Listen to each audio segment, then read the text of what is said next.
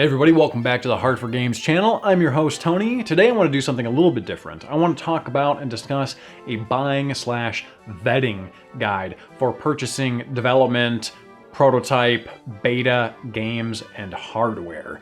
I figured this would be a good time to talk about it. It seems to be getting more and more popular, and I'm also seeing more and more fake stuff out there. So let's go ahead and get started. And even if you're not interested in buying prototype stuff, a lot of this still applies to just purchasing and trading games in general. So sit back, relax, let's get going. They're hard for games. Games are hard. They're hard for games.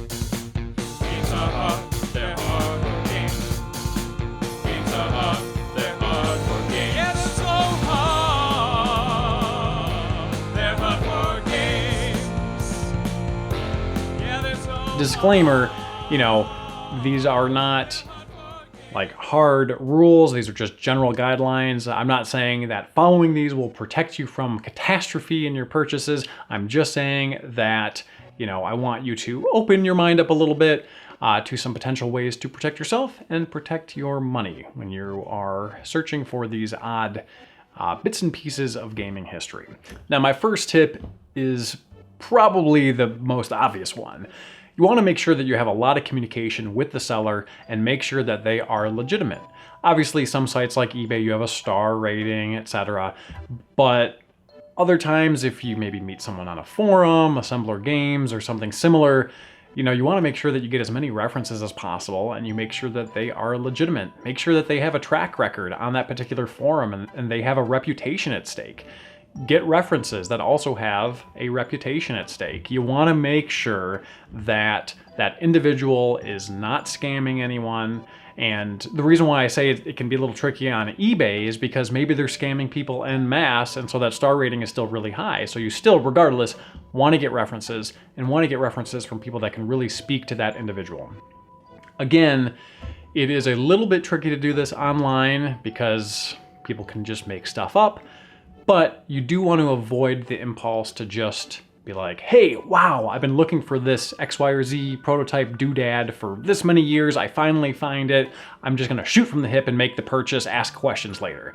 Don't do that. I know it's very tempting to do so, but do your due diligence first and make sure you just communicate and get as many details as you possibly can. And again, that's really what you want to do for any purchase.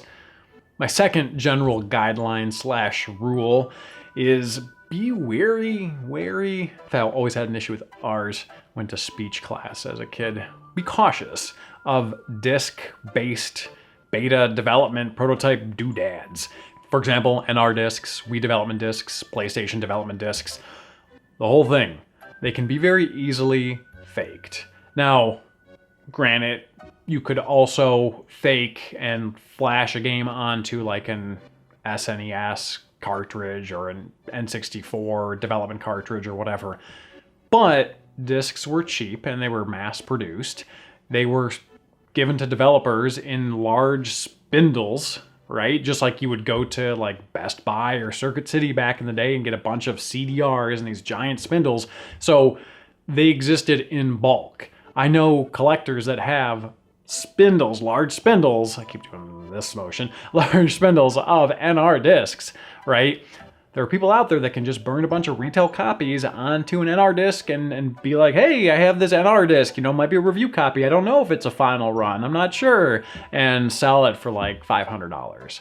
So a couple things to keep in mind, does the disc that you're interested in purchasing, does it look like it was just taken out of a spindle and is super clean and has a beautiful backside? Love a good, beautiful backside. But on the reverse side where it's burned, are there scratches and scuffs? Like maybe it's been handled a little bit? Or does it look super, super, super clean? Because if it's really, really clean, it doesn't necessarily mean it's fake, but it could mean that it's new, right? Actually all of the NR discs, the GameCube development discs that I've seen, have had Sharpie written on them, not stickers. A sticker doesn't mean that it's fake, but just something to keep in mind. Does that Sharpie on that disc that you want to purchase, does it look new? or does it look like it's aged a little bit? You know, does everything about it look like it should be from the early 2000s and or the era that that particular disc is from? Just something to keep in mind when you're purchasing beta discs. I shouldn't really say discs, they are discs, I don't know. Beta discs, I misplaced the quotes on that one. I'm tired. Hey look, I'm drinking soda, not drunk. One thing to be cautious of is the whole selling the mystery thing. I don't know what's on it. I haven't tested it. You know, sellers may or may have not actually tested it, but I feel like a lot of sellers, especially on eBay, are like, I don't know, I'm not sure. You know, it could be this amazing rare game. Or it could be blank, you know, whatever it happens to be, a card or a disc or whatever. You know, I don't know, does $500 sound reasonable? You know, it could be this unreleased game. Like, who knows? You know, I don't know, I'm not sure, right?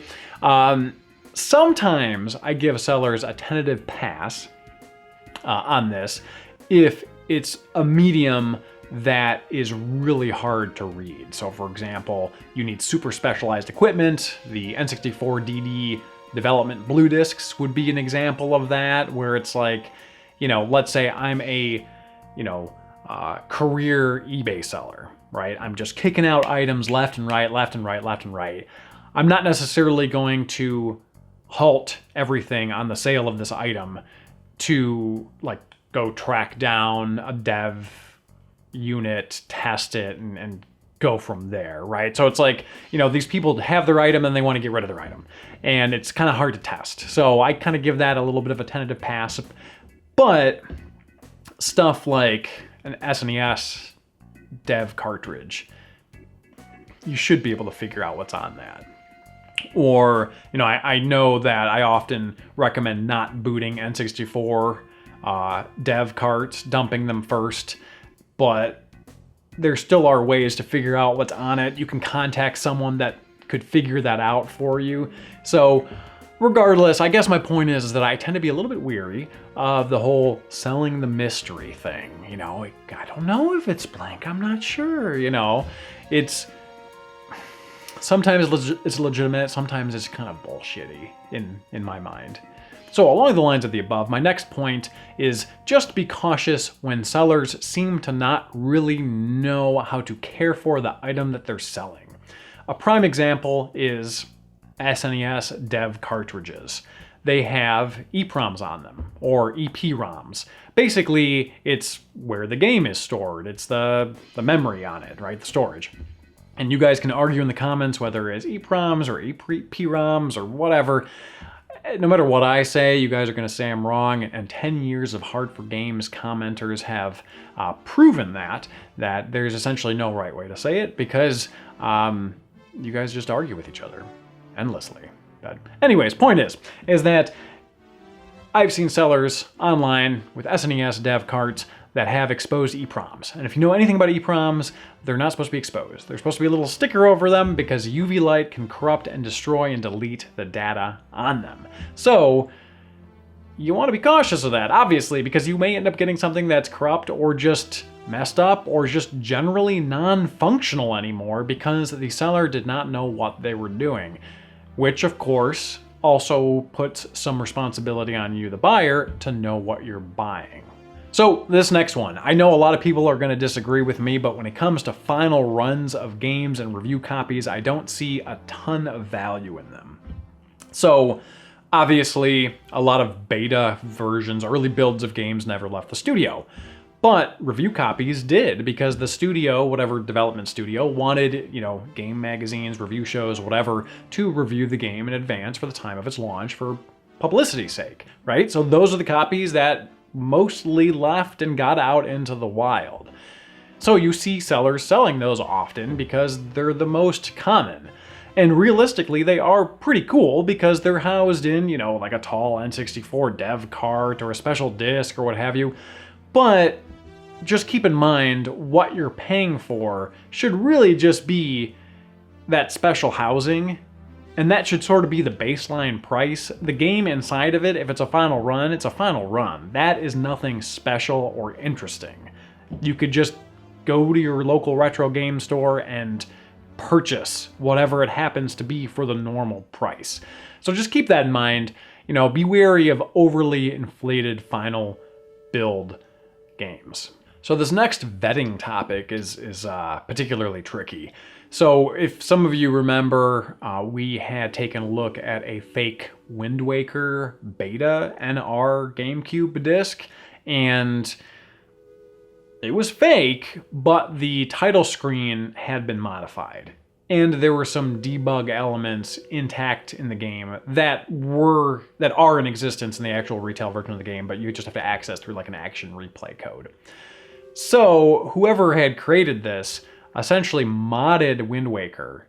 You know, they took the extra step. It wasn't just like, oh, I'm going to go ahead and put a retail version of the game on an NR disc. They modded it, then put it on an NR disc, and then, you know, put it out into the wild. So how do you prevent getting swindled with something like that? You know, it's definitely a lot harder to do. I guess my only suggestion regarding that would be just as many details as possible. Where did you get it? Where did they get it? Get those references, like I mentioned earlier. Get more than just the title screen. So for example, you know, if you know what you're doing, swapping out a title screen and essentially adding in an action replay code isn't that hard, but redoing an entire game obviously is a little bit more so. So I would ask for footage of various parts of the game. I would ask for just as many details as possible, you know, show me bits and pieces from all over the place. Really prove that this thing is an early build of the game. You know, one thing that when I had that in my hands, you know, before we had proven that it was a fake, one thing that I found particularly strange was that I was able to utilize a memory card that had a Wind Waker save from the retail version of the game to load on that beta disc, right? So I was like, huh, should this work? I'm not sure. I mean, it's a little strange, right? So just essentially just look for all avenues, you know, look for all avenues to try to figure out whether it's real or fake. So next up, we're going to talk about what to do, or at least some advice on what to do. None of this is hard and fast rules, but some advice on what to do when you actually make your purchase. And for this, I had reached out to our good friend Andrew, who lends us a ton of this prototype beta content. This, you know, these NPDP carts are his. And kind of asked him, you know, what do you do? And, you know, he said that he prefers eBay because it's the safest, but if he can't do eBay, he will utilize PayPal, and they have an okay refund policy. Sometimes it takes about a month.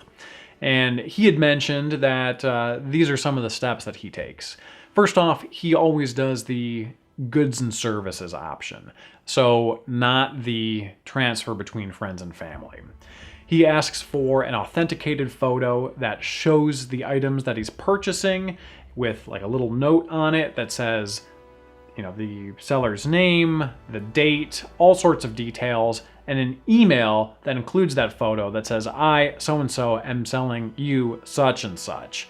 And then when he pays for the item, he includes a lot of that information, descriptions, basically as much information on what he's buying as possible in the description of the payment that he's sending through PayPal. If there's any sort of discrepancy or anything like that, everything's like pre-written in advance. He has an email, he has pictures, he has this, he has that, and he can utilize that with PayPal and say, hey, you know, they said this, but I got that.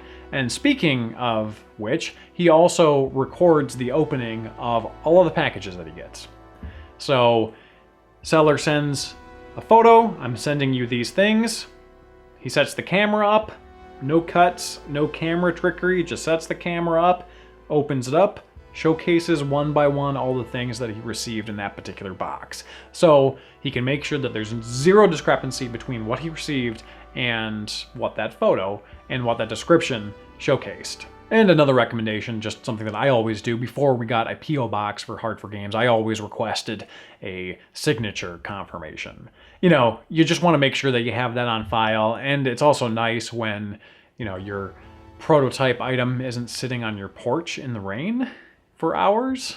because USPS decided they didn't want to put it like under the awning. They just wanted to put it like on the steps leading up to your porch and then just let it pour, you know, all that stuff. So signature confirmation can be a very good thing if possible. So I hope you all enjoyed that. I know a lot of it is common sense, but I feel like Hard for Games has somewhat contributed to this strange wave of prototype purchasing. So I just wanted to give back a little bit and say, hey, you know, be careful, be cautious. Here are some of the things that we do just to protect ourselves a little bit. So, hey, thank you again for watching. Thank you for subbing, clicking that notification button, and we will see you all next time. Ginger beer, cheers. They're hard for games. Pizza Hut, they're hard